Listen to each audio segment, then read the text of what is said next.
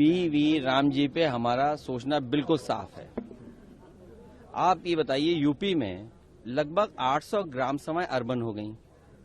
UP पहले से ही budget के लिए दिल्ली की तरफ देख रहा है।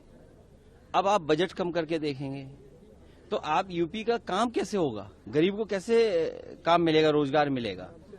दूसरा सवाल, जब ये कह रहे हैं कि दुनिया में धान में, इन फसलों में, दूध में हम न जाने कहां पहुंच गए हैं, जो पहले दिन सपना दिखाया था कि किसान की आय दोगुनी हुई, क्या आज किसान की आय दोगुनी हो गई?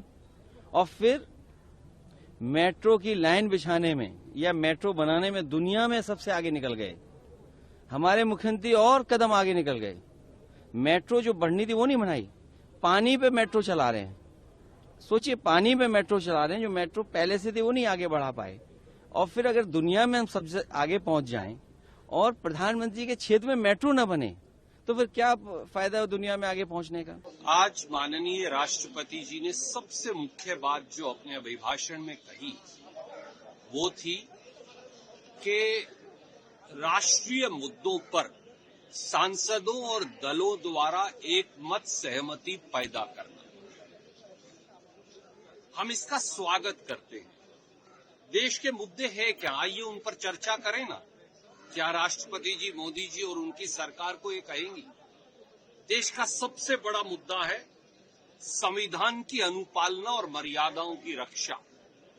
देश का एक और सबसे बड़ा मुद्दा है संवैधानिक संस्थाओं, विशेषतः चुनाव आयोग, ED, CBI, income tax, CEC, CVC, उनके द्वारा कानून की रक्षा व कानून की पालना।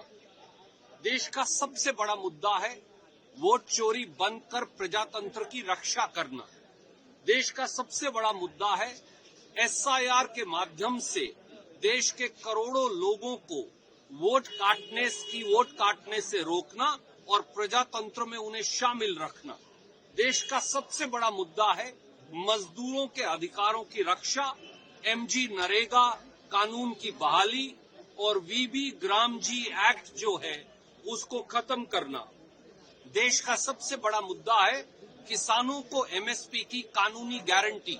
देश का सबसे बड़ा मुद्दा है महिलाओं का, दलितों का, वंचितों का, पिछड़ों का, आदिवासियों का शोषण रोकना, जिसमें भाजपा और सरकार के लोग शामिल हैं। देश का सबसे बड़ा मुद्दा है 23 लाख करोड़। अगर चंद लोगों का बैंकों का कर्ज माफ हो सकता है तो देश के गरीबों और किसानों का क्यों नहीं? और उनकी सूची क्यों जारी नहीं कर रही सरकार, जिनका कर्ज जो है वो माफ कर दिया गया है?